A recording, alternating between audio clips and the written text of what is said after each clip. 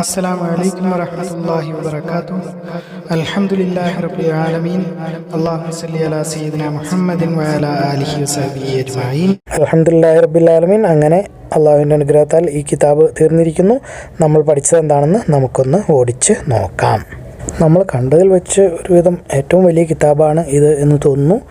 കാരണം അത്രയധികം പ്രശ്നമുള്ള ഒരു വിഷയം കൂടിയാണ് ജിഹാദ്, അല്ലെങ്കിൽ അള്ളാഹുവിൻ്റെ മാർഗ്ഗത്തിൽ യുദ്ധം ചെയ്യുന്നത്, അതല്ലെങ്കിൽ സ്വയം കഷ്ടപ്പെടുന്നത്. നമുക്ക് അടുത്ത് പള്ളിയില്ല, 10 കിലോമീറ്റർ പോയിട്ട് വേണം നിസ്കരിക്കാൻ എങ്കിൽ പള്ളിയിൽ പോയി നിസ്കരിക്കുന്നത്, അതുപോലും നമ്മുടെ ശരീരത്തിനെ ബുദ്ധിമുട്ടിപ്പിക്കുന്ന അള്ളാഹുവിന് വേണ്ടിയിട്ട് അങ്ങനെയുള്ള, അല്ലെങ്കിൽ സക്കാത്ത് കൊടുക്കുക, അല്ലെങ്കിൽ ദാനം കൊടുക്കുക, അല്ലെങ്കിൽ സദഖ കൊടുക്കുക, ആളുകളെ സഹായിക്കുക, അവരുടെ ചുമട് ചുമക്കാൻ സഹായിക്കുക, മൃഗങ്ങളെ പിടിച്ചുകൊണ്ട് പോയി കൊടുക്കുക, അങ്ങനെയൊക്കെയുള്ള ആളുകൾക്ക് ഉപകാരമുള്ള കാര്യങ്ങൾ ചെയ്യുന്നത് അള്ളാഹുവിൻ്റെ മാർഗ്ഗത്തിൽ നമ്മുടെ ശരീരത്തിനെ ബുദ്ധിമുട്ടിച്ചുകൊണ്ടാണെങ്കിൽ അത് ജിഹാദായിട്ട് കണക്കാക്കും. അല്ലാതെ യുദ്ധം ചെയ്യൽ മാത്രം അല്ല ജിഹാദ് എന്നുകൊണ്ട് ഉദ്ദേശിക്കുന്നത്. നമ്മൾ വിശദമായിട്ട് കണ്ടതാണ്. ജിഹാദിൻ്റെ മഹത്വം നമ്മൾ കണ്ടിരുന്നു. അള്ളാഹു തആല ഒരുപാട് സ്ഥാനമാനങ്ങൾ കൊടുക്കും. അള്ളാഹുവിൻ്റെ മാർഗ്ഗത്തിൽ ആരെങ്കിലും യുദ്ധം ചെയ്യുകയോ കൊല്ലപ്പെടുകയോ ചെയ്താൽ, അതല്ലെങ്കിൽ കഷ്ടപ്പെട്ടാൽ. ഇത് തൗറാത്തിലും ഇഞ്ചീലിലും, അതായത് യഹൂദന്മാരുടെ പുസ്തകത്തിലും ക്രിസ്ത്യാനികളുടെ പുസ്തകത്തിലും ഖുർആനിലും ഒക്കെ ഉണ്ട്. അല്ലാതെ ഇതൊരു പുതിയ പരിപാടി അല്ല. ഈ ജിഹാദ് അല്ലെങ്കിൽ യുദ്ധം ചെയ്യുക അല്ലെങ്കിൽ കഷ്ടപ്പെടുക എന്നുള്ളത് മൂസ നബിയുടെ കാലത്ത് തുടങ്ങിയതാണ്. കാരണം അതിനു മുമ്പുള്ള പ്രവാചകന്മാരുടെയൊക്കെ കാലത്ത് വിശ്വസിക്കാത്ത ആളുകളെ അള്ളാഹു ശിക്ഷിച്ച് കൊല്ലുകയായിരുന്നു പതിവ്. പിന്നെ നൂഹ് നബിയുടെ വെള്ളപ്പൊക്കം, ശബ്ദം കൊണ്ടുള്ളത്, പിന്നെ കാറ്റുകൊണ്ട് ആളുകളെ നശിപ്പിക്കുന്നത്, അതുപോലെ സമൂത് ഗോത്രത്തിനെ നശിപ്പിച്ചത്, ആദിൻ്റെ സമുദായത്തിനെ നശിപ്പിച്ചത്, അങ്ങനെ എല്ലാ പ്രവാചകന്മാരുടെയും കാലത്ത് അള്ളാഹു നേരിട്ട് ശിക്ഷ ഇറക്കി ശത്രുക്കളെ നശിപ്പിക്കലായിരുന്നു പതിവ്.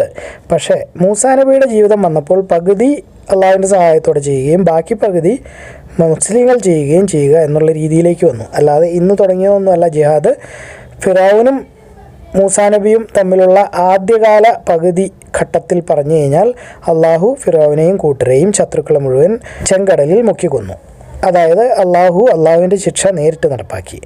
അത് കഴിഞ്ഞിട്ട് പിന്നീട് പറഞ്ഞു മൂസാ നബിയോട്, നിങ്ങൾ നിങ്ങളുടെ ആൾക്കാരും പോയി യുദ്ധം ചെയ്യുക, നിങ്ങൾക്ക് വേണ്ടി വാഗ്ദത്തം ചെയ്തിരിക്കുന്ന വാഗ്ദത്ത ഭൂമി എന്നൊക്കെ ബൈബിളിൽ പറയുന്നത് ജെറുസലേം, അത് നിങ്ങളുടേതാണ്, നിങ്ങൾ പോയി യുദ്ധം ചെയ്താൽ നിങ്ങൾക്കത് കിട്ടും എന്ന് പറയുന്നു. അവിടെ നിന്നാണ് യുദ്ധം അല്ലെങ്കിൽ ജിഹാദ് അല്ലെങ്കിൽ അള്ളാഹുവിൻ്റെ മാർഗ്ഗത്തിൽ കഷ്ടപ്പെടുക എന്നുള്ള കാര്യങ്ങൾ ഉണ്ടായി വരുന്നത്.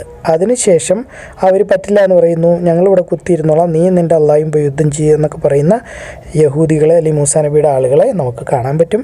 മൂസാ നബി അവർക്കെതിരെ ദുആ ചെയ്തുകൊണ്ട്, ശപിച്ചുകൊണ്ടാണ് മരിക്കുന്നത്.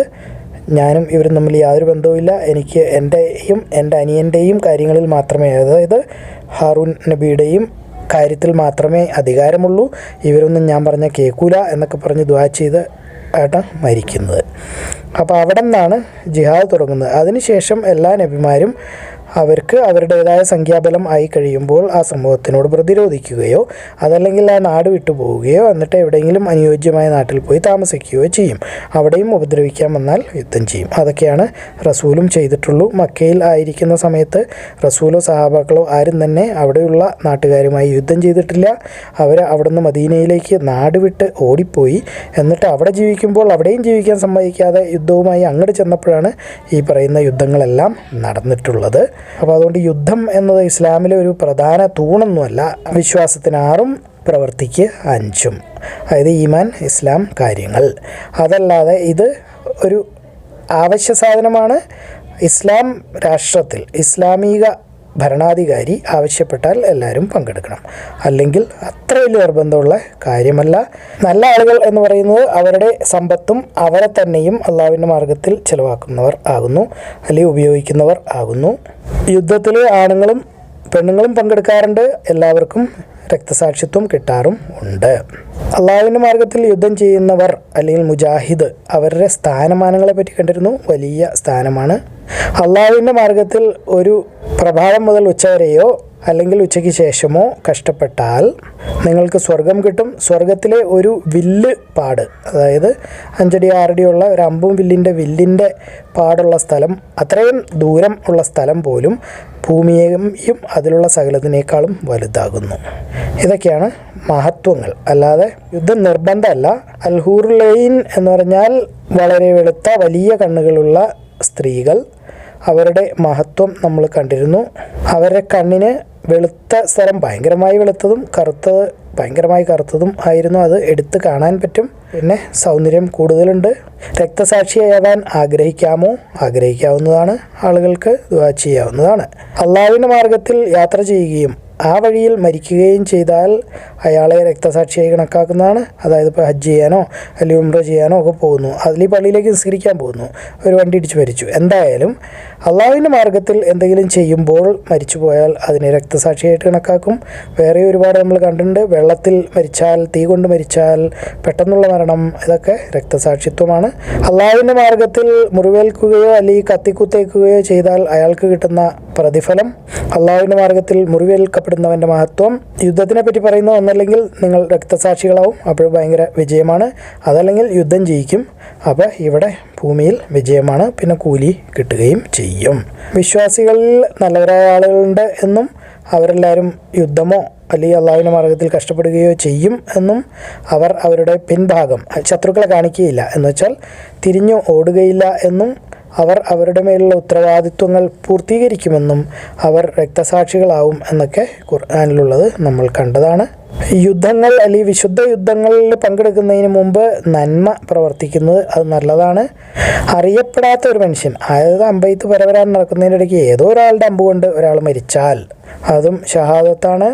അള്ളാഹുവിൻ്റെ മതം അല്ലെങ്കിൽ അള്ളാഹുവിൻ്റെ വാക്കുകൾ, അത് ഖുർആനും ഇസ്ലാമും ഏകദൈവ വിശ്വാസവും ഒക്കെ ഉയർത്തിപ്പിടിക്കാൻ വേണ്ടി ഒരു മനുഷ്യൻ ശ്രമിച്ചാൽ അല്ലെങ്കിൽ അങ്ങനെ ഒരു യുദ്ധം ചെയ്താൽ അത് ഭയങ്കര മഹത്തരമായ കാര്യമാകുന്നു.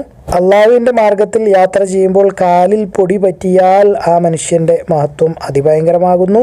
അള്ളാഹുവിൻ്റെ മാർഗത്തിൽ തലയിൽ മണ്ണും പൊടിയൊക്കെ വീണ ഒരാളുടെ തലയിൽ നിന്നും പൊടി തൂത്തുകളയുന്നത് പോലും അതിമഹത്തായ കാര്യമാകുന്നു. യുദ്ധത്തിന് ശേഷം പൊടിയും ചെളിയും ഒക്കെ കഴുകിക്കളയാൻ വേണ്ടി കുളിക്കുന്നത് നല്ല കാര്യമാണ്. അള്ളാഹു അസ്സ വജലിൻ്റെ വചനങ്ങൾ പാലിക്കുന്നവരുടെ മഹത്വം കണ്ടു, അതും നല്ലതാണ്. രക്തസാക്ഷിയുടെ മേൽ മലക്കുകൾ തണലിട്ട് കൊടുക്കും എന്ന് നമ്മൾ കണ്ടു. രക്തസാക്ഷികൾ അല്ലെങ്കിൽ ഷഹീദായ ആളുകൾ വീണ്ടും ഭൂമിയിലേക്ക് തിരിച്ചു വരാൻ വേണ്ടി ആഗ്രഹിക്കും. കാരണം അതിന് കൂലിയും മഹത്വമൊക്കെ കണ്ടു കഴിയുമ്പോൾ ഞങ്ങൾക്ക് ഒന്നോടെയും പോകണം റബ്ബേ എന്ന് അള്ളാഹുവിനോട് നേരിട്ട് പറയും. സ്വർഗം എന്ന് പറയുന്നത് അള്ളാഹുവിൻ്റെ മാർഗത്തിൽ കഷ്ടപ്പെടുന്ന അല്ലെങ്കിൽ യുദ്ധം ചെയ്യുന്ന ആളുടെ വാളിൻ്റെ നിഴലിൽ ആകുന്നു. അതായത് സ്വർഗത്തിലേക്ക് ഏറ്റവും എളുപ്പത്തിൽ എത്തിപ്പെടാനുള്ള ഒരു മാർഗമാണിത്. ആരെങ്കിലും ഒരാൾ ഒരു ആൺകുട്ടി ഉണ്ടാവണമെന്ന് ആഗ്രഹിക്കുന്നു, ഉണ്ടായാൽ ആ കുട്ടിയെ അള്ളാഹുവിൻ്റെ മാർഗത്തിൽ യുദ്ധത്തിന് വിട്ടുകൊള്ളാം എന്ന് നിയത്ത് ചെയ്യുന്നത് ഇതൊക്കെ പതിവാകുന്നു. യുദ്ധക്കളത്തിൽ ധൈര്യവും ഭീതിയും ഒക്കെ കാണിക്കുന്നത്, ഭീതി അല്ലെങ്കിൽ ഭയം ഉണ്ടാവാതിരിക്കാൻ വേണ്ടി അള്ളാഹുവിനോട് സഹായം ചോദിക്കുന്നത്, യുദ്ധത്തിൽ നടന്ന കാര്യങ്ങൾ നേരിട്ട് കണ്ട ആളുകൾ വന്ന് മറ്റുള്ളവരോട് വിശദീകരിച്ചു കൊടുക്കുന്നത്, അതൊക്കെ ഒരു പുണ്യപ്രവൃത്തിയും അനുവദനീയവും ആയിട്ടാണ് കാണുന്നത്. യുദ്ധത്തിന് വേണ്ടി വിളി ഉണ്ടായാൽ പോകണം. കാരണം ഇസ്ലാമിക രാജ്യത്ത് ഇസ്ലാമിക ഭരണാധികാരി ആണ് വിളിക്കുന്നതെങ്കിൽ പോകണം, അതാണ് നല്ലത്. പക്ഷേ ഒഴിവ് കഴിവുകൾ ഇഷ്ടം പോലെ ഉണ്ട്. ഒരു മുസ്ലിമിനെ കൊല്ലുകയും പിന്നീട് അയാൾ മുസ്ലിം ആവുകയും ചെയ്താൽ എന്നിട്ട് അയാൾ നന്മകൾ ചെയ്യാൻ നോക്കുന്നു അല്ലെങ്കിൽ കൂട്ടുന്നു, എന്നിട്ട് അയാളും അള്ളാഹുവിൻ്റെ മാർഗത്തിൽ കൊല്ലപ്പെടുന്നു. ഇതൊക്കെ ഭയങ്കര ഉന്നത സ്ഥാനത്തുള്ള ആളുകളെ പറ്റിയിട്ടാണ് പറയുന്നത്. അയാളൊരു മുസ്ലിമിനെ കൊന്നു, അപ്പോൾ മുസ്ലിം രക്തസാക്ഷിയായി. അത് കഴിഞ്ഞ് അയാൾ മുസ്ലിമായി, വീണ്ടും അയാൾ രക്തസാക്ഷിയായി. അവിടെ ചെന്ന് കഴിയുമ്പോൾ രണ്ടുപേരും ഭയങ്കര കൂട്ടുകാരായിരിക്കും. ആരെങ്കിലും യുദ്ധത്തിനെ നോമ്പിനേക്കാൾ വലുതായി കണ്ടാൽ, അതായത് യുദ്ധത്തിന് വേണ്ടി മാത്രം നടക്കുന്ന പട്ടാളക്കാരൊക്കെ ആണെങ്കിൽ നോമ്പ് പിടിക്കേണ്ട കാര്യമില്ല എന്നാണ് ഇതിൽ നിന്നും മനസ്സിലാക്കുന്നത്. യുദ്ധത്തിൽ കൊല്ലപ്പെടുന്നതല്ലാതെ വേറെയും രക്തസാക്ഷികളുണ്ട്. അത് നമ്മൾ കണ്ടിരുന്നു. ഒന്ന് പ്ലേഗ്, ഒരു രോഗമാണത്. അത് വന്ന് മരിച്ചാൽ, വയറ് സംബന്ധമായ രോഗം കൊണ്ടും മരിച്ചാൽ, അതായത് കിഡ്നി, ലിവർ, ഹാർട്ട് ഒക്കെ ആയിട്ടുള്ള സംബന്ധം കൊണ്ട് മരിച്ചാൽ, വെള്ളത്തിൽ മുങ്ങി മരിച്ചാൽ, കെട്ടിടം ഇടിഞ്ഞു വീണ് മരിച്ചാൽ, തീയിൽ മരിച്ചാൽ, അള്ളാഹുവിൻ്റെ മാർഗത്തിൽ യുദ്ധം ചെയ്ത് മരിച്ചാൽ, ഇതൊക്കെ ആ ഗണത്തിൽപ്പെടും. അല്ല യുദ്ധം ചെയ്ത് മാത്രം അല്ല സ്വർഗത്തിൽ പോകുന്നത് അല്ലെങ്കിൽ രക്തസാക്ഷിയാവുന്നത്. യുദ്ധം നടക്കുമ്പോൾ പോവാതെ വീട്ടിലിരിക്കുന്നത് അത്ര നല്ല കാര്യം അല്ല എന്നും അവർ മറ്റുള്ളവരോട് തുല്യരാവുകയില്ല എന്നും അംഗവൈകല്യമുള്ളവരാണെങ്കിൽ ഒഴിവാകാവുന്നതാണ് എന്നും പറയുന്നുണ്ട്. യുദ്ധത്തിൽ ഭയങ്കര ക്ഷമ വേണം, എടുത്ത് ചാടരുത്. ആളുകളെ ഉണർത്തുകയും ഉദ്ബോധിപ്പിക്കുകയും ചെയ്യുന്നത് യുദ്ധം ചെയ്യുന്നതിന് വേണ്ടിയിട്ട്. കിടങ്ങ് കുഴിക്കുന്നത്, ഖന്തക്ക് അല്ലെങ്കിൽ കിടങ്ങ് യുദ്ധത്തിന് വേണ്ടിയിട്ട് മദീനയ്ക്ക് ചുറ്റും കിടങ്ങ് കുഴിക്കുന്നത്, അത് യുദ്ധത്തിൻ്റെ ഭാഗമാണ്. അല്ലെങ്കിൽ ശത്രുക്കൾ വരാതെ ബാരിക്കേഡ് പോലെ പട്ടാളത്തിൻ്റെയും പോലീസിൻ്റെയൊക്കെ ബാരിക്കേഡ് പോലെ വയ്ക്കുന്നതും അങ്ങനെയുള്ള തടസ്സങ്ങൾ ഉണ്ടാക്കുന്നതും ഒക്കെ യുദ്ധത്തിൻ്റെ ഭാഗമാകുന്നു. ആരെങ്കിലും ഒരാൾ നിയമപരമായ ഒരു കാരണത്താൽ യുദ്ധത്തിന് പോകാൻ പറ്റുന്നില്ല, അങ്ങനെയാണെങ്കിലും അയാൾക്ക് കൂലി ഉണ്ടാവും, കാരണം അയാൾ മനസ്സുകൊണ്ട് പോകണം എന്ന് ഉദ്ദേശിച്ചതാകുന്നു. അള്ളാഹുവിൻ്റെ പ്രീതി പ്രതീക്ഷിച്ചുകൊണ്ട് നോമ്പ് പിടിച്ചാൽ അവൻ്റെ മഹത്വം, അള്ളാഹുവിൻ്റെ മാർഗത്തിൽ ചെലവഴിക്കുക അല്ലെങ്കിൽ യുദ്ധത്തിന് വേണ്ടി ചെലവഴിക്കുക എന്നുള്ളത് ഒരു സുന്നത്താവുന്നു. യുദ്ധത്തിന് പോകുന്ന ആൾ, അതായത് ഖസ്വ യുദ്ധം, ഖാസി യുദ്ധത്തിന് പോകുന്ന ആൾ, അയാളെ തയ്യാറെടുപ്പിക്കുന്നത് അയാളുടെ കുടുംബക്കാരെ, അതായത് മക്കൾ ഒക്കെ ഉണ്ടെങ്കിൽ അവരെയൊക്കെ നോക്കുന്നത് അയാൾ ഇല്ലാത്ത സമയത്ത്.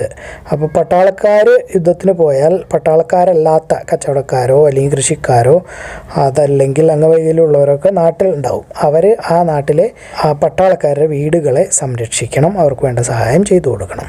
യുദ്ധത്തിൽ ഹാനൂത്ത് എന്ന് പറയുന്ന ഒരു സുഗന്ധം പൂശുന്നത്, സ്കൗട്ട് എന്ന് പറയും, അതായത് ചാരപ്രവൃത്തി, പട്ടാളത്തിൻ്റെ അനക്കങ്ങൾ എങ്ങോട്ടാണ്, ആരാണ് പോകുന്നത്, എത്ര പേരുണ്ട്, ഇപ്പം എവിടെയാണ് എന്നൊക്കെ ശത്രു പട്ടാളത്തിൻ്റെ അനക്കങ്ങളും നീക്കങ്ങളൊക്കെ അറിയാൻ വേണ്ടി പോകുന്നത്, അതും യുദ്ധമായിട്ടാണ് കണക്കാക്കുന്നത്.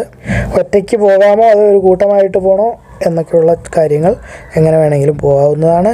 2 പേര് ഒരുമിച്ച് യാത്ര ചെയ്യുന്നത് അതും അനുവദനീയമാണ്.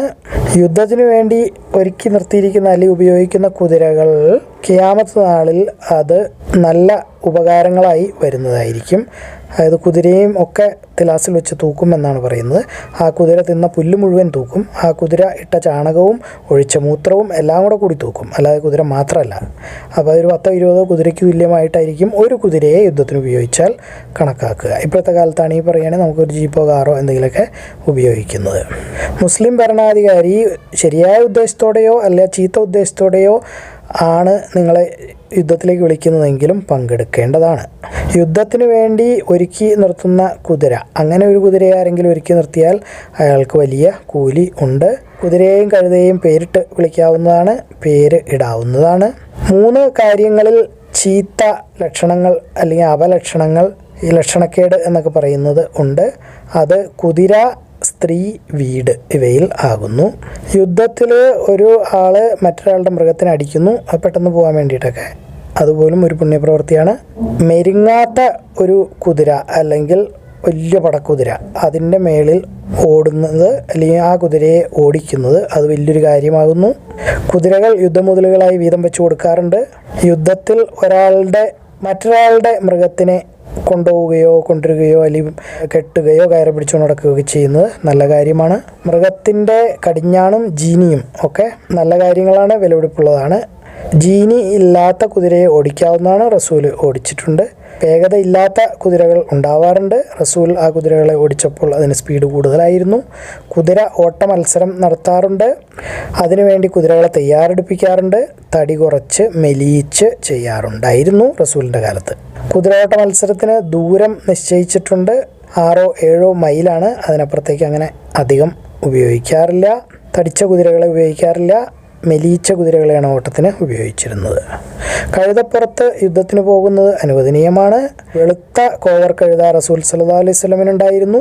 സ്ത്രീകൾക്കും യുദ്ധത്തിൽ പങ്കെടുക്കാം, എന്ന് വെച്ചാൽ വാളും പരിചയമെടുത്തിട്ടല്ല, യുദ്ധത്തിൽ പോകുന്ന ആളുകളെ സഹായിക്കുക. അവരൊക്കെയായിരുന്നു അന്ന് ഡോക്ടർമാർ, മുറിവ് വെച്ച് കെട്ടുക, ആഹാരം ഉണ്ടാക്കി കൊടുക്കുക, അതുപോലുള്ള പല കാര്യങ്ങളും അവർ ചെയ്യാറുണ്ടായിരുന്നു. ടെൻറ്റുകൾക്ക് കാവൽ നിൽക്കുക, സാധനങ്ങളൊക്കെ ഇരിക്കുന്നിടത്തിൽ. കടൽ യുദ്ധത്തിൽ സ്ത്രീകൾ പങ്കെടുക്കുന്നത് നമ്മൾ കണ്ടിരുന്നു. യുദ്ധത്തിലൊന്നും പങ്കെടുത്തില്ല, കപ്പലിൽ പോയേ ഉള്ളൂ. എന്നിട്ടും ഷഹീദായിട്ടാണ് കണക്കാക്കുന്നത് ഒരു സ്ത്രീയെ. കുറേ ഭാര്യമാരുള്ള ഒരാൾ ഒരു ഭാര്യയെ യുദ്ധത്തിന് പോകുമ്പോൾ കൊണ്ടുപോകാൻ തീരുമാനിക്കുന്നത് റസൂൽ സല്ലല്ലാഹു അലൈഹി വസല്ലമയുടെ കാര്യമാണ് പറയുന്നത്. അത് ചെയ്യാവുന്നതാണ്. സ്ത്രീകൾക്ക് വേണമെങ്കിൽ ആണുങ്ങളോടൊപ്പം നിന്ന് യുദ്ധം ചെയ്യാവുന്നതാണ്, നിർബന്ധമില്ല. പക്ഷെ സ്ത്രീകളുടെ യുദ്ധം എന്ന് പറയുന്നത് തന്നെ ഹജ്ജാണ്. ഹജ്ജ് ചെയ്താൽ സ്ത്രീകൾ യുദ്ധം ചെയ്തതിന് തുല്യമായി എന്നും നമ്മൾ കണ്ടിട്ടുണ്ട്. തൊലി സഞ്ചികളിൽ വെള്ളം കൊണ്ടുപോകുന്നത് സ്ത്രീകളുടെ പണിയായിരുന്നു, യുദ്ധക്കളത്തിൽ ആളുകൾക്ക് കുടിക്കാൻ വേണ്ടിയിട്ട്. മുറിവേറ്റ ആളുകളെ പരിചരിച്ചിരുന്നത് സ്ത്രീകളായിരുന്നു, നല്ല കഴിവുള്ള തൻ്റെടികളായ സ്ത്രീകളായിരുന്നു. അല്ലെങ്കിൽ ഇന്നത്തെ നഴ്സന്മാർ എന്ന് വേണമെങ്കിൽ പറയാം, അവരൊക്കെ ആയിരുന്നു ആൾക്കാരെ സഹായിച്ചിരുന്നത്. അതുപോലെ മുറിവേറ്റവരെ തോളിൽ ചുവന്നുകൊണ്ട് എടുത്താൽ പൊങ്ങാത്ത വലിയ മനുഷ്യരെ എടുത്തുകൊണ്ട് വരിക, ടെൻറ്റിലേക്ക് കൊണ്ടുവരിക, മരിച്ചവരെ എടുത്തുകൊണ്ട് വരിക, ഖബർ കുത്തി കുഴിച്ചിടുക, ഇതൊക്കെ അന്നുള്ള സ്ത്രീകൾ സഹാബിയാത്ത് ചെയ്തിരുന്നു. മേത്ത് അമ്പ് കുത്തി കയറിയാൽ അത് വലിച്ചൂരി എടുക്കുന്നത്, യുദ്ധസമയത്ത് സൂക്ഷ്മത പാലിക്കുന്നത്, ഭയങ്കരമായി അലർട്ടായിട്ടിരിക്കുന്നത്, അതായത് എന്തെങ്കിലും പണി വരുന്നുണ്ടോ എന്ന് കാതുകൂർപ്പിച്ച് കണ്ണും നട്ട് ഇരിക്കുന്നത്, അതെല്ലാം നല്ല കാര്യങ്ങളാണ്. സേവനം നടത്തുന്നത് യുദ്ധങ്ങളിൽ വേലയ്ക്ക് ആളെ വെച്ചിട്ടും ചെയ്യാം, അല്ലെങ്കിൽ തന്നെയും ചെയ്യാം. യാത്രയിൽ മറ്റൊരാളുടെ ഭാണ്ഡക്കെട്ടുകൾ അല്ലെങ്കിൽ പാത്രങ്ങൾ, പെട്ടികൾ, സൂട്ട് കേസൊക്കെ വേറൊരാൾ ചോന്നു കൊടുത്താൽ അതും വലിയൊരു കാര്യമാണ്. അള്ളാഹുവിൻ്റെ മാർഗത്തിൽ മുസ്ലിങ്ങൾക്ക് കാവൽ നിൽക്കുന്നത് അക്രമികളിൽ നിന്നും രക്ഷിക്കുന്നതിന് വേണ്ടിയിട്ട്, അത് വലിയൊരു കാര്യമാണ്. ചെറിയ ആൺകുട്ടികളെ സഹായികളാക്കിക്കൊണ്ട് യുദ്ധത്തിന് പോകുന്നത് അനുവദനീയമാണ്. കടൽ യാത്ര പോകുന്നത് അനുവദനീയമാണ്. ദരിദ്രനും നല്ല സൂക്ഷ്മത പാലിക്കുന്നവനുമായ നല്ല മനുഷ്യൻ്റെ സഹായം ചോദിക്കുന്നത് അനുവദനീയമാണ്. യുദ്ധത്തിന് ഇന്ന ആൾ ഷഹീദാണ് എന്ന് പറയാൻ പാടില്ല. കാരണം ഷഹീദ് എന്ന് പറയുന്ന വലിയൊരു സ്ഥാനമാണ്. അത് അള്ളാഹു ആണ് തിരഞ്ഞെടുക്കുന്നത്, അള്ളാഹുവിന് മാത്രമേ അറിയൂ. അല്ലാതെ നമ്മുടെ ലക്ഷണങ്ങളൊക്കെ വെച്ചിട്ട് ഇവൻ ഷഹീദാണ് എന്ന് പറയാനോ, അല്ലെങ്കിൽ ഇയാൾ സ്വർഗത്തിലാണ് എന്ന് പറയാനോ, അല്ലെങ്കിൽ ഇയാൾ നരകത്തിലാണ് എന്ന് പറയാനോ ഒന്നും നമുക്ക് അനുവാദം ഇല്ല. അമ്പെയ്ത്ത് അറിഞ്ഞിരിക്കുന്നതും അത് ചെയ്യുന്നതും നല്ലതാണ്. കുന്തം കൊണ്ട് ഉള്ള അഭ്യാസ പ്രകടനം അനുവദനീയമാണ്. പരിച ഉപയോഗിക്കുന്നതും പരിച കൊണ്ട് തടയുന്നതും കൂട്ടുകാരനെ പരിച കൊണ്ട് തടഞ്ഞ് സഹായിക്കുന്നതും ഒക്കെ യുദ്ധത്തിൻ്റെ പരിപാടികളിൽപ്പെട്ടതാണ്. തൊലി കൊണ്ടുള്ള പരിച ആളുകൾ ഉപയോഗിക്കാറുണ്ടായിരുന്നു, അല്ലെങ്കിൽ പരിചയുടെ പുറത്ത് തൊലി പൊതിഞ്ഞത്. വാളിന് ഒരു ഉറയുണ്ടാവും, ആ ഉറയെ ഒരു ചരടിൽ തൂക്കിയിടാറുണ്ട്. പലരും അത് തോളത്തോ കഴുത്തിലൊക്കെ ആയിരുന്നു തൂക്കിയിട്ടിരുന്നത്. വാളിനെ ആരും അലങ്കരിക്കാറില്ലായിരുന്നു, സ്വർണം കൊണ്ടോ വെള്ളി കൊണ്ടോ. ഉറക്കത്തിൽ ഉച്ചയ്ക്ക് മയങ്ങുമ്പോഴൊക്കെ മരത്തിൻ്റെ ചോട്ടിലാണ് ഉറങ്ങുന്നതെങ്കിൽ അവർ വാളുകൾ ആ മരത്തിൻ്റെ കൊമ്പിൽ തൂക്കിയിടാറുണ്ടായിരുന്നു. ഹെൽമെറ്റ് ധരിക്കാറുണ്ടായിരുന്നു യുദ്ധത്തിൽ, അത് നമ്മൾ നേരത്തെ പറഞ്ഞിരുന്നു. അതുകൊണ്ട് നമ്മൾ ബൈക്കൊക്കെ ഓടിക്കുമ്പോൾ ഹെൽമെറ്റ് അങ്ങ് വച്ചേക്കുക. യുദ്ധമായിട്ടല്ല, പക്ഷേ നാട്ടു നടപ്പുള്ള നിയമങ്ങളൊന്നും നമ്മൾ തെറ്റിക്കാൻ നിൽക്കരുത്. അപ്പോൾ ഹെൽമെറ്റ് വയ്ക്കുക എന്നുള്ള യുദ്ധത്തിലൊരു നിയമമായിരുന്നു, അത് റസൂൽ പാലിച്ചിട്ടുണ്ട്. അപ്പോൾ ബൈക്ക് ഓടിക്കുമ്പോൾ ഹെൽമെറ്റ് വയ്ക്കുക എന്നുള്ളൊരു നിയമമാണെങ്കിൽ നമ്മളും അങ്ങനെ ചെയ്തേക്കുക. മരിച്ചുപോയ ആളുകളുടെ ആയുധങ്ങൾ ഒടിച്ച് നശിപ്പിച്ച് കളയുന്നത്, അവരുടെ മൃഗങ്ങളെ അറുത്ത് കളയുന്നത്, ഇത് ഇസ്ലാമിന് മുമ്പുള്ളൊരു ആചാരമാണ്. അത് ഇപ്പോൾ ചെയ്യാൻ പാടില്ല. മരത്തണലുകളിൽ ഇരുന്ന് ഉറങ്ങുന്നതിനോ വിശ്രമിക്കുന്നതിനോ ഒക്കെ വേണ്ടിയിട്ട് പട്ടാളക്കാരെ അല്ലെങ്കിൽ ആളുകളെ നേതാവ് പിരിച്ചുവിടുന്നത്, പോയി ഉറങ്ങിക്കൊള്ളാൻ പറഞ്ഞിട്ട്. കുന്തങ്ങളെപ്പറ്റി എന്താണ് പറഞ്ഞിരിക്കുന്നത്? റസൂൽ പറഞ്ഞു, എൻ്റെ കുന്തത്തിൻ്റെ നിഴലിൽ നിന്നാകുന്നു എൻ്റെ വരുമാനം, അല്ലെങ്കിൽ എൻ്റെ ഉപജീവനം വരുന്നത്. റസൂൽ സല്ലല്ലാഹു അലൈഹി വസല്ലമയുടെ പരിചയപ്പറ്റി എന്താണ് പറഞ്ഞിരിക്കുന്നത്? പരിച ഉപയോഗിച്ചുള്ള വാചകം റസൂൽ സല്ലല്ലാഹു അലൈഹി വസല്ലം പറഞ്ഞാണ്, ഖാലിദ് ബിൻ വലീദ് അവൻ്റെ പരിച അള്ളാഹുവിൻ്റെ മാർഗത്തിൽ വെച്ചിരിക്കുന്നു. എന്ന് വെച്ചാൽ ജീവിതകാലം മുഴുവൻ യുദ്ധം ചെയ്യുക എന്നുള്ളതാണ് ഖാലിദ് ബിൻ വലീദ് റളിയല്ലാഹു അൻഹുവിൻ്റെ ജോലി. യുദ്ധത്തിലുള്ള യാത്രയിൽ ഒരു വസ്ത്രം ധരിക്കുന്നത് പ്രത്യേക രീതിയിലോ പട്ട് ധരിക്കുന്നതിനെ പറ്റി പറഞ്ഞു. കാരണം ചെറിയ തൊലി സംബന്ധമായ രോഗങ്ങൾ ഉണ്ടായിരുന്നതുകൊണ്ട് അദ്ദേഹത്തിന് അനുവാദം ഉണ്ടായിരുന്നു. അപ്പോൾ അതുപോലെ പട്ട് ഇപ്പോൾ നമുക്കിപ്പോൾ കോട്ടൻ്റെ അല്ലെങ്കിൽ പോളിസ്റ്ററിൻ്റെ ഇടാൻ പാടില്ല. ഡോക്ടർ സർട്ടിഫിക്കറ്റ് തന്നാൽ സിൽക്ക് ഇട്ടാൽ മാറും എങ്കിൽ, അല്ലെങ്കിൽ ചൊറിയാതിരിക്കുമെങ്കിൽ ഇടാവുന്നതാണ്. കത്തിയെ പറ്റി എന്താണ് പറഞ്ഞിരിക്കുന്നത്? താഴെ വെച്ചിട്ടായിരുന്നു ഒന്നുമൊക്കെ എടുക്കാറ്. റോമ സാമ്രാജ്യം അല്ലെങ്കിൽ ബൈസൻറ്റൈൻസ്, അവർക്കെതിരെയുള്ള യുദ്ധങ്ങളെപ്പറ്റി നമ്മൾ കുറച്ച് ഹദീസുകൾ കണ്ടു. യഹൂദന്മാർക്കെതിരെയുള്ള യുദ്ധങ്ങളെപ്പറ്റി കണ്ടിരുന്നു. തുർക്കികൾക്കെതിരെയുള്ള യുദ്ധങ്ങൾ കണ്ടു. തൊലി കൊണ്ടുള്ള ഷൂസ് ധരിച്ച, ഭയങ്കര രോമാവൃതമായ ഷൂസ് ധരിച്ച ആളുകളുമായുള്ള യുദ്ധം, ഇത് ലോകാവസാനത്തിൻ്റെ സമയത്തുള്ള യുദ്ധമാകുന്നു. യുദ്ധം പരാജയം മുന്നിൽ കാണുമ്പോൾ അള്ളാഹുവിനോട് സഹായം ചോദിക്കുന്നത്, അള്ളാഹുവിനോട് ദുആ ചെയ്യുന്നത്, മുസ്ലിങ്ങളെ അല്ലെങ്കിൽ ബൗദ്ധ ആരാധകരെ അല്ലെങ്കിൽ വിഗ്രഹ ആരാധകരെ അതല്ലെങ്കിൽ തീ ആരാധകരെ നശിപ്പിച്ചു കളയുന്നതിന് വേണ്ടിയിട്ട് അത് ചെയ്യാവുന്നതാണ്. അഹ്ലെ കിതാബ്, അതായത് കിതാബ് കിട്ടിയിട്ടുള്ള ആളുകൾ, അതായത് യഹൂദന്മാരും ക്രിസ്ത്യാനികളും, അവരോട് മതപ്രബോധനം നടത്തുന്നതിനെ പറ്റി പറയുന്നു. ഇങ്ങനെയുള്ള ആളുകൾക്ക് നേർമാർഗം കാണിച്ചു കൊടുക്കണേ എന്ന് ദുആ ചെയ്യാവുന്നതാണ് അള്ളാഹുവിനോട്. യഹൂദന്മാരെയും ക്രിസ്ത്യാനികളെയും ഇസ്ലാമിലേക്ക് ക്ഷണിക്കുന്നതും അവരോട് എപ്പോൾ യുദ്ധം ചെയ്യാം, സീസർ, കിസ്ര ഇവരോടൊക്കെ യുദ്ധം ചെയ്തതിനെ പറ്റിയിട്ടുള്ള ചില വിശദീകരണങ്ങൾ, ആളുകളോട് ഇസ്ലാം സ്വീകരിക്കാൻ വേണ്ടിയിട്ട് ഉപദേശിക്കുന്നത് അല്ലെങ്കിൽ ദഅവ കൊടുക്കുന്നത്, യുദ്ധത്തിന് പോകുമ്പോൾ കൂടുതൽ വിവരങ്ങൾ പുറത്തു വിടാതെ രഹസ്യമാക്കി വയ്ക്കുന്നത്, ഏത് യുദ്ധത്തിനാണ് പോകുന്നത്, ഏത് നാട്ടുകാരുമായിട്ടാണ്, ഇതൊക്കെ രഹസ്യങ്ങളിൽപ്പെട്ടതാണ്, യുദ്ധതന്ത്രങ്ങളിൽപ്പെട്ടതാണ്, അത് രഹസ്യമാക്കി വെക്കേണ്ടതാണ്. ഉച്ചയ്ക്ക് ശേഷമായിരുന്നു യാത്ര തുടങ്ങിയിരുന്നത്. മാസത്തിൻ്റെ അവസാന ഭാഗത്തായിരുന്നു റസൂൽ യാത്ര തുടങ്ങാറ്. റമദാനിൽ യാത്ര ചെയ്തിട്ടുണ്ട്. ഗുഡ് ബൈ പറഞ്ഞിട്ട് പോകുന്നത്, നേതാവിനെ അല്ലെങ്കിൽ മുസ്ലിം ഭരണാധികാരിയെ അനുസരിക്കുന്നത് അള്ളാഹുവിനെ അനുസരിക്കുന്നതിന് തുല്യമാകുന്നു. അതുപോലെ തന്നെ നേതാവ് അല്ലെങ്കിൽ മുസ്ലിം ഭരണാധികാരി അയാളുടെ പ്രജകളെ സംരക്ഷിക്കേണ്ടതാവുന്നു. യുദ്ധത്തിൽ നിന്ന് ഓടിപ്പോവില്ല എന്ന് അങ്ങോട്ടും ഇങ്ങോട്ടും ആളുകൾ സത്യം ചെയ്യുന്നത്, അതായത് ഇവിടെ നിന്ന് മരിക്കുകയുള്ളൂ, ഇവിടെ നിന്ന് ഓടിപ്പോകില്ല എന്ന് എന്ത് സംഭവിച്ചാലും. നേതാവ് അവരവർക്കുള്ള കഴിവിനനുസരിച്ചിട്ടുള്ള പണി മാത്രമേ കൊടുക്കാവൂ. അല്ലാതെ ഒരു കഴിവില്ലാത്ത മനുഷ്യനെ വലിയ മല ചോക്കാൻ ഏൽപ്പിക്കരുത്. നട്ടുച്ചാവുന്നതുവരെ റസൂൽ സല്ലല്ലാഹു അലൈഹി വസല്ലം യുദ്ധം താമസിപ്പിക്കാറുണ്ടായിരുന്നു. കല്യാണം കഴിച്ച ഒരാൾ പെട്ടെന്ന് തന്നെ യുദ്ധത്തിന് പോകുന്നത്, യുദ്ധത്തിൽ കുതിരകളെ വേഗത്തിൽ ഓടിക്കുന്നതിനെ പറ്റി നമ്മൾ കണ്ടിരുന്നു. ഒറ്റയ്ക്ക് യുദ്ധത്തിൽ ഓടിപ്പോകുന്നത് അല്ലെങ്കിൽ പ്രശ്നങ്ങളുള്ള സ്ഥലത്തേക്ക് ഒറ്റയ്ക്ക് പോയി നോക്കുന്നതൊക്കെ അനുവദനീയമാണ്. യുദ്ധത്തിന് പോകുന്ന ആളുകൾക്ക് സഹായം ചെയ്തു കൊടുക്കുന്നത്, അല്ലെങ്കിൽ മൃഗങ്ങളെ കൊടുക്കുകയോ അല്ലെങ്കിൽ എനിക്ക് വേണ്ടി നീ യുദ്ധം ചെയ്യുമോ എന്നൊക്കെ പറഞ്ഞ് ഏൽപ്പിക്കുന്നതും അനുവദനീയമാണ്. യുദ്ധത്തിന് പോകുന്ന ആളുകളെ സഹായിക്കുന്നതിന് വേണ്ടി പണിക്കാരെ വയ്ക്കാവുന്നതാണ്, അതായത് കുക്ക് അങ്ങനെയുള്ള കാര്യങ്ങൾക്കൊക്കെ വേണ്ടിയിട്ട്. കൊടിയെ പറ്റി എന്താണ് പറഞ്ഞിരിക്കുന്നത്? അതായത് ഹജ്ജിന് പോകുമ്പോൾ പോലും ഒരു കൊടി ഉണ്ടാകുമായിരുന്നു. ശത്രുക്കൾ 1 മാസത്തെ ദൂരത്തിൽ തന്നെ പേടിച്ച് പോകുമായിരുന്നു റസൂലുമായി യുദ്ധം ചെയ്യുമ്പോൾ. റസൂല് യാത്ര തുടങ്ങിയിട്ടുണ്ടാവില്ല, ചിലപ്പോൾ 30 ദിവസത്തിൻ്റെ ഭീതി അള്ളാഹു അവരുടെ ഉള്ളിൽ ഇടുമായിരുന്നു. പട്ടാള യാത്രയിൽ അല്ലെങ്കിൽ പട്ടാളത്തിൻ്റെ കൂടെ പോകുമ്പോൾ അവർക്ക് കഴിക്കാനുള്ള സാധനങ്ങൾ കൊണ്ടുപോകുന്നത്, അത് തയ്യാറെടുപ്പ് നടത്തിക്കൊണ്ട് പോകുന്നത്, ആഹാരം വഴിയിൽ ആവശ്യമുള്ള ആഹാരം തോളിൽ ചുമന്നുകൊണ്ട് പോകുന്നത്, ഒരു സ്ത്രീ അവളുടെ സഹോദരൻ്റെ കൂടെ ഒരുമിച്ച് ഒട്ടകത്തിൻ്റെ പുറത്തിരുന്ന് യാത്ര ചെയ്യുന്നത് ആയിഷ റളിയല്ലാഹു അൻഹയാണ് ഉദ്ദേശിക്കുന്നത്. അതൊക്കെ അനുവദനീയമാണ്. യുദ്ധത്തിനോ അല്ലെങ്കിൽ ഹജ്ജിനോ പോകുമ്പോൾ 2 ആണുങ്ങൾ ഒരു മൃഗത്തിൻ്റെ പുറത്തിരുന്ന് യാത്ര ചെയ്യുന്നത് അനുവദനീയമാണ്. ഒരു കഴുതയുടെ പുറത്ത് 2 ആളിരിക്കുന്നത് അനുവദനീയമാണ്. വേറൊരാളുടെ മൃഗത്തിൻ്റെ കടിഞ്ഞാണിൽ പിടിച്ചുകൊണ്ട് നടത്തിക്കുന്നത് നല്ലൊരു കാര്യമാണ്, അത് അനുവദനീയമാണ്. ഖുർആൻ ഉള്ളിൽ ഉള്ളവർ ശത്രു രാജ്യങ്ങളിലൂടെ യാത്ര ചെയ്യാവുന്നതാണ്. ഖുർആൻ കൈ പിടിച്ചുകൊണ്ട് അങ്ങനെ യാത്ര ചെയ്യുന്നതിനെ പറ്റി പറയുന്നില്ല. യുദ്ധത്തിൽ തക്ബീർ വിളിക്കാവുന്നതാണ്. തക്ബീർ പറയുമ്പോൾ ശബ്ദം ഉയർത്താവുന്നതാണ്. സുബ്ഹാനല്ലാഹ് താഴ്വരയിലൂടെ പോകുമ്പോഴും കയറ്റം കയറുമ്പോൾ അല്ലാഹു അക്ബറും പറയാവുന്നതാണ്. അത് ശബ്ദം ഉയർത്തി പറയാവുന്നതാണ്. യാത്രക്കാരൻ്റെ പേരിൽ നന്മകൾ എഴുതപ്പെടും. അയാൾ വീട്ടിലിരുന്നാൽ എന്തൊക്കെ ചെയ്യുമായിരുന്നോ അതൊക്കെ. ഒറ്റയ്ക്ക് യാത്ര ചെയ്യാവുന്നതാണ്, കഴിയുന്നതും കൂട്ടമായിട്ട് യാത്ര ചെയ്യുന്നതാണ് നല്ലത്. തിരക്ക് പിടിച്ച് യാത്ര ചെയ്യാറുണ്ട് ആവശ്യം ഉള്ളപ്പോൾ.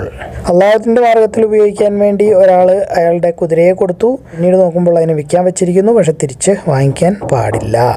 പക്ഷെ കുതിരയെ അള്ളാഹുവിൻ്റെ മാർഗത്തിൽ ഉപയോഗിക്കാൻ വേണ്ടി കൊടുക്കാവുന്നതാണ്. മാതാപിതാക്കളുടെ അനുവാദം മേടിക്കേണ്ടതാണ്. വയസ്സായ മാതാപിതാക്കൾ ഉണ്ടെങ്കിൽ യുദ്ധത്തിന് പോകാൻ പാടില്ല, അവരോടൊപ്പം തന്നെ നിൽക്കണം. അതുപോലെ ഭാര്യ വേറെ എന്തെങ്കിലും യാത്രയ്ക്കോ ഹജ്ജിനോ പോവുകയാണെങ്കിൽ യുദ്ധത്തിന് പോകാൻ പാടില്ല, ഭർത്താവ് കൂടെ പോകണം. ഒട്ടകത്തിൻ്റെ കഴുത്തിൽ യുദ്ധത്തിന് പോകുമ്പോൾ ഒന്നും കെട്ടാറില്ലായിരുന്നു.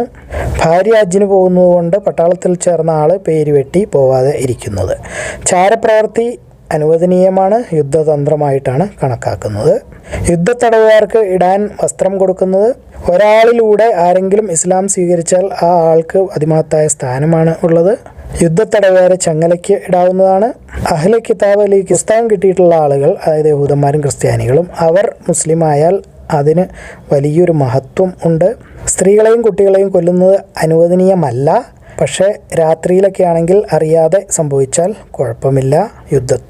യുദ്ധത്തിൽ അറിയാതെ കുട്ടികളും സ്ത്രീകളൊക്കെ കൊല്ലപ്പെട്ടിട്ടുണ്ട് അപൂർവമായിട്ട്. യുദ്ധം ചെയ്യുന്ന സ്ത്രീകൾ, അതായത് പട്ടാളക്കാരികളായ സ്ത്രീകളാണെങ്കിൽ അവരുമായി യുദ്ധം ചെയ്യാവുന്നതാണ്, അതിന് കുഴപ്പമില്ല. അള്ളാഹുവിൻ്റെ ശിക്ഷ നടപ്പാക്കാൻ ആർക്കും അനുവാദം ഇല്ല. അതായത് തീയിട്ട് കത്തിക്കുക അല്ലെങ്കിൽ നരകം എന്ന് പറയുന്ന അള്ളാഹുവിന് മാത്രമുള്ളതാണ്, അത് നമുക്ക് ചെയ്യാൻ പാടില്ല. യുദ്ധത്തടവുകാരനായി പിടിക്കപ്പെട്ട മുസ്ലിം ചതിയിലൂടെയോ വഞ്ചനയിലൂടെയോ അവരെ കൊന്ന് രക്ഷപ്പെടുന്നത് അത്ര ഒരു ശുപാർശ ചെയ്യുന്ന കാര്യമല്ല. ഒരാൾ മുസ്ലിമിനെ കത്തിച്ചു തീയിൽ, മറ്റേയാളെ തിരിച്ച് കത്തിക്കാമോ? ഇല്ല. തീ കൊണ്ട് കത്തിക്കാനുള്ള അധികാരം അള്ളാഹുവിന് മാത്രമേ ഉള്ളൂ. വീടുകളും പനമരങ്ങളും കത്തിക്കാറുണ്ട്, വളരെ അപൂർവമായിട്ട് മാത്രമേ ഉള്ളൂ. അല്ലാതെ രീതിയിൽ കായ്ഫലം ഉണ്ടാകുന്ന മരങ്ങൾ കത്തിക്കാനോ വെട്ടിക്കളയാനോ പാടില്ല. ഉറങ്ങിക്കിടക്കുന്ന ആളുകളെ കൊല്ലാവുന്നതാണ്. ശത്രു ആണെങ്കിൽ, അതിഭയങ്കര ശത്രുവാണെങ്കിൽ ഉറങ്ങിക്കിടക്കുമ്പോഴും കൊല്ലാം. ശത്രുവിനെ കാണാൻ ആഗ്രഹിക്കരുത്, അതായത് യുദ്ധം വേണം എന്ന് നമ്മൾ ആഗ്രഹിക്കരുത്. കാരണം യുദ്ധം എന്ന് പറയുന്നത് ചതി, വഞ്ചന ഇവയൊക്കെയാണ്. യുദ്ധം വന്നാൽ യുദ്ധം ചെയ്യുക, അല്ലാതെ ഒരു യുദ്ധം വന്നിരുന്നുവെങ്കിൽ എന്ന് നമ്മൾ ആഗ്രഹിക്കരുത്. നുണ പറയാവുന്നതാണ്. അത്യാവശ്യത്തിന് അമുസ്ലിം പട്ടാളക്കാരെ രഹസ്യമായി കൊല്ലുന്നത് അനുവദനീയമാണ്. അത്യാവശ്യമാണെങ്കിൽ ചെറിയ അടവ് പയറ്റ് തന്ത്രങ്ങളൊക്കെ അനുവദനീയമാണ്. കവിത ചൊല്ലുന്നത്, ശബ്ദം ഉയർത്തി ചൊല്ലുന്നത് ആളുകളുടെ ശ്രദ്ധ ആകർഷിക്കാനും ഒക്കെ വേണ്ടിയിട്ട് അനുവദനീയമാണ്. കുതിരപ്പുറത്തിരിക്കാൻ പറ്റാത്ത ഒരു മനുഷ്യനെ അള്ളാഹുവിൻ്റെ റസൂൽ സല്ലല്ലാഹു അലൈഹി വസല്ലം ദുആ ചെയ്ത് നേരെയാക്കി. മുറിവുണ്ടായാൽ അന്നത്തെ കാലത്ത് തിളച്ച എണ്ണ ഒഴിച്ച് മുറിവ് കരിച്ചു കളയുകയായിരുന്നു പതിവ്. അതുപോലെ പനം പായയുടെ മൂല അല്ലെങ്കിൽ കുറച്ച് കീറിയെടുത്തിട്ട് കത്തിച്ച് ആ ചാരം ഇടാറും ഉണ്ട്, രക്തമൊഴുക്ക് നിൽക്കാനും മുറിവ് ഉണങ്ങാനും. കാരണം അന്ന് ഈ പറഞ്ഞ പോലെ ആൻറ്റിബയോട്ടിക് ഒന്നുമില്ല, ഇഞ്ചക്ഷൻ ഇല്ല. യുദ്ധത്തിൽ തമ്മിൽ തല്ലാൻ പാടില്ല. നേതാവ് പറയുന്നത് അനുസരിക്കാതിരിക്കാൻ പാടില്ല. അനുസരിക്കാതിരുന്നാൽ ശിക്ഷ ഉണ്ട്. രാത്രിയിൽ ആളുകൾ പേടിച്ചാൽ, അതായത് ഇമാമ് പോയി നോക്കുന്നതൊക്കെ നമ്മൾ കണ്ടു. റസൂൽ സല്ലല്ലാഹു അലൈഹി വസല്ലം യാ സബാഹ, ശത്രുവിനെ കാണുമ്പോൾ ആളുകൾ വിളിച്ചു പറയുന്നത്. ശത്രു ഇസ്ലാമിൻ്റെ വിധി സ്വീകരിക്കാൻ തയ്യാറായാൽ, ഇത് യഹൂദന്മാരുമായിട്ടുള്ള ഒരു ആഭ്യന്തര കലഹത്തിൻ്റെ കാര്യമാണ് പറയുന്നത്. തടവിലോ അല്ലെങ്കിൽ വളഞ്ഞു വയ്ക്കുകയോ ചെയ്തിരിക്കുന്ന ഒരാളെ കൊല്ലുന്നത് നേതാവ് വിചാരിച്ചാൽ ചെയ്യാവുന്നതാണ്, അല്ലാതെ ചെയ്യാൻ പാടില്ല. യുദ്ധത്തിൽ കീഴടങ്ങുന്നത്, കീഴടങ്ങാതിരിക്കുന്നത്. കീഴ് അടങ്ങിയാൽ എങ്ങനെ പെരുമാറണം? മരണത്തിന് മുമ്പ് അല്ലെങ്കിൽ അവർ കൊല്ലുന്നതിന് മുമ്പ് 2 റക്അത്ത് നമസ്കരിക്കേണ്ടതാണ്. അടിമകളെ സ്വതന്ത്രമാക്കാം, അതല്ലെങ്കിൽ യുദ്ധ തടവുകാരെ സ്വതന്ത്രമാക്കാവുന്നതാണ്. പകരം പൈസ അല്ലെങ്കിൽ നഷ്ടപരിഹാരം നൽകിക്കൊണ്ട് അത് അവിശ്വാസികളെയും ഒക്കെ സ്വതന്ത്രരാക്കാവുന്നതാണ്. ശത്രു രാജ്യത്തു നിന്നുള്ള ഒരാൾ നമ്മുടെ രാജ്യത്തേക്ക് വന്നാൽ അയാൾക്ക് പ്രത്യേകിച്ച് പ്രൊട്ടക്ഷനൊന്നും ഗവൺമെൻറ് കൊടുത്തിട്ടില്ലെങ്കിൽ അയാളെ കൊല്ലുന്നതിൽ തെറ്റില്ല. പക്ഷേ ഇതെല്ലാം ഇസ്ലാമിക രാഷ്ട്രത്തിലാണ് വരുന്നത്, നമുക്കൊന്നും ഇത് ബാധകമല്ല. ദിമ്മിയെ സംരക്ഷിക്കുക എന്നുള്ള എല്ലാ മുസ്ലിങ്ങളുടെ ഉത്തരവാദിത്തമാകുന്നു. അതായത് ഇസ്ലാമിക രാഷ്ട്രത്തിൽ അമുസ്ലിമായി ജീവിക്കുന്ന ആൾ അന്യനാട്ടിൽ നിന്നുള്ള ആളുകൾ വരുമ്പോൾ, അല്ലെങ്കിൽ വിദേശത്തു നിന്നുള്ള രാജാക്കന്മാരോ മന്ത്രിമാരൊക്കെ വരുമ്പോൾ അവർക്ക് സമ്മാനങ്ങൾ കൊടുക്കുന്നത് ഒരു രീതിയാകുന്നു. ദിമ്മി അല്ലെങ്കിൽ അമുസ്ലിം ആയി മുസ്ലിം രാജ്യത്ത് ജീവിക്കുന്ന ആൾക്ക് വേണ്ടിയിട്ട് വാദിക്കുന്നത്, അയാളെ സഹായിക്കുന്നത് അത് അനുവദനീയമാണ്. അമുസ്ലിം കുട്ടിക്ക് എങ്ങനെയാണ് ഇസ്ലാം പറഞ്ഞു കൊടുക്കുന്നത്? ക്രിസ്ത്യാനികളോടും യഹൂദന്മാരോടും റസൂൽ പറഞ്ഞത് ഇസ്ലാം സ്വീകരിക്കൂ, നിങ്ങൾ സുരക്ഷിതരായിരിക്കും എന്നായിരുന്നു. മുസ്ലിങ്ങളുടെ ലിസ്റ്റ് ഉണ്ടാക്കുക അല്ലെങ്കിൽ കാനേശുമാരി കണക്കെടുപ്പ് എന്നൊക്കെ പറയുന്നത് അത് അനുവദനീയമാണ്. അമുസ്ലിങ്ങളായ ആളുകളിലൂടെയും അള്ളാഹു ഇസ്ലാമിനെ സംരക്ഷിക്കും. യുദ്ധം നടന്നുകൊണ്ടിരിക്കുമ്പോൾ നേതാക്കന്മാർ, പട്ടാളത്തിലെ കമാൻഡർമാർ കൊല്ലപ്പെട്ടാൽ അടുത്ത കഴിവുള്ള ആൾക്ക് നേതാവായി അവരോധിക്കപ്പെടാവുന്നതാണ്. സ്വയം പട്ടാളത്തിലേക്ക് കൂടുതൽ ആളുകളെ അയച്ചുകൊണ്ട് സഹായിക്കാവുന്നതാണ്. യുദ്ധം ജയിച്ചു കഴിഞ്ഞാൽ ആ ശത്രുവിൻ്റെ കീഴടക്കിയ രാജ്യത്തിൽ 3 ദിവസവും 3 രാത്രിയും താമസിക്കുന്ന സുന്നത്താണ്. യുദ്ധത്തിൽ പിടിച്ചെടുത്ത മുതലുകൾ വീതം വെച്ച് കൊടുക്കാവുന്നതാണ്. അവിടെ തന്നെയോ പിന്നീടോ യാത്രയിലോ എവിടെ വെച്ച് വേണമെങ്കിലും ചെയ്യാം. പല ഭാഷകളിൽ നിന്നുള്ള വാക്കുകൾ ഉപയോഗിച്ച് റസൂൽ സല്ലല്ലാഹു അലൈഹി വസല്ലം സംസാരിച്ചിട്ടുണ്ട്, അത് അനുവദനീയമാണ്. യുദ്ധമുതലിൽ നിന്നും കട്ടെടുത്താൽ നരകത്തിൽ പോകും, ചെറുതായാലും അങ്ങനെ തന്നെ. യുദ്ധമുതലുകൾ വീതം വയ്ക്കുന്നതിന് മുമ്പ് അറുക്കാൻ പാടില്ല. വീതം വച്ചു കഴിഞ്ഞാൽ പിന്നീട് അറുക്കാവുന്നതാണ്. വിജയത്തിൻ്റെ സന്തോഷവാർത്ത എത്തിച്ചു കൊടുക്കുന്നത് ഒരു നല്ല പ്രവൃത്തിയാകുന്നു. അങ്ങനെ സന്തോഷവാർത്തയുമായി വരുന്ന ആളുകൾക്ക് എന്തെങ്കിലും സമ്മാനം കൊടുക്കാവുന്നതാണ്. മക്ക വിജയത്തിന് ശേഷം ഹിജ്റ ഇല്ല, അല്ലെങ്കിൽ നാട് വിട്ട് ഓടിപ്പോകാൻ പാടില്ല. അത്യാവശ്യം വന്നാൽ ദിമ്മി സ്ത്രീയുടെയോ അല്ലെങ്കിൽ മുസ്ലിം സ്ത്രീയുടെയോ ശരീരം പരിശോധിക്കാവുന്നതാണ്. ഒരു പട്ടാള അല്ലെങ്കിൽ യുദ്ധസമാനമായ സംഭവങ്ങൾ വരുമ്പോൾ യുദ്ധം കഴിഞ്ഞു വരുന്ന പട്ടാളക്കാരെ സ്വീകരിക്കാൻ അങ്ങോട്ട് പുറത്തേക്ക് പോയി, അതായത് ഗേറ്റിനടുത്തേക്കോ അല്ലെങ്കിൽ സിറ്റിയുടെ പുറത്തേക്കോ ഒക്കെ ചെന്ന് സ്വീകരിക്കുന്നത് ഒരു സുന്നത്താണ്. തിരിച്ച് യുദ്ധം കഴിഞ്ഞു വരുമ്പോൾ ചെല്ലേണ്ട ദുആ ദിക്റുകൾ നമ്മൾ കണ്ടു. തിരിച്ചു വരുമ്പോൾ പള്ളിയിൽ കയറി 2 റക്അത്ത് നമസ്കരിക്കുക എന്നുള്ളത് നല്ലൊരു രീതിയാണ്. വന്നു കഴിയുമ്പോൾ തന്നെ ആഹാരം കഴിക്കുന്നത് ഒരു സുന്നത്താണ്. ഇതോടുകൂടി ഈ കിതാബ് കഴിയുന്നു. നമ്മൾക്ക് ഇതിൽ നിന്നും പഠിച്ചതിൽ നിന്ന് ഉപകാരം ഉണ്ടാവട്ടെ. ആമീൻ. മറ്റാരെയും ഉപദ്രവിക്കാൻ വേണ്ടിയിട്ട് ഉള്ള ഒരു അധ്യായം അല്ല, നമ്മൾക്ക് തന്നെ ബോധം വരാൻ വേണ്ടിയിട്ടുള്ളൊരു അധ്യായം ആണിത്. ഈ വിഷയത്തിൽ ഉള്ള തെറ്റിദ്ധാരണകൾ അള്ളാഹു മാറ്റിത്തരട്ടെ, നമുക്കും നമ്മളുടെ സഹമതസ്ഥർക്കും. ഇതിലൂടെ നമ്മൾ പഠിച്ചത് അള്ളാഹു നമ്മൾക്ക് ഉപകാരപ്രദമാക്കി തരട്ടെ. ആമീൻ. അല്ലാഹുമ്മ ഗ്ഫിർ ലിൽ മുഅ്മിനീന വൽ മുഅ്മിനാത്ത് വൽ മുസ്ലിമീന വൽ മുസ്ലിമാത്ത്. അല്ലാഹുമ്മ അഇസ്സൽ ഇസ്ലാം വൽ മുസ്ലിമീൻ. ആമീൻ യാ റബ്ബൽ ആലമീൻ. അള്ളാഹു എല്ലാ കാര്യങ്ങളും ഏറ്റവും നന്നായി അറിയുന്നു. നിങ്ങളിത് കാണുക, ഖുർആൻ പഠിക്കുക, എല്ലാവരിലേക്ക് എത്തിച്ചു കൊടുക്കുക. ബാറക്കല്ലാഹു ലി വലക്കും. അസ്സലാമു അലൈക്കും വറഹ്മത്തുള്ളാഹി വബറകാതുഹു.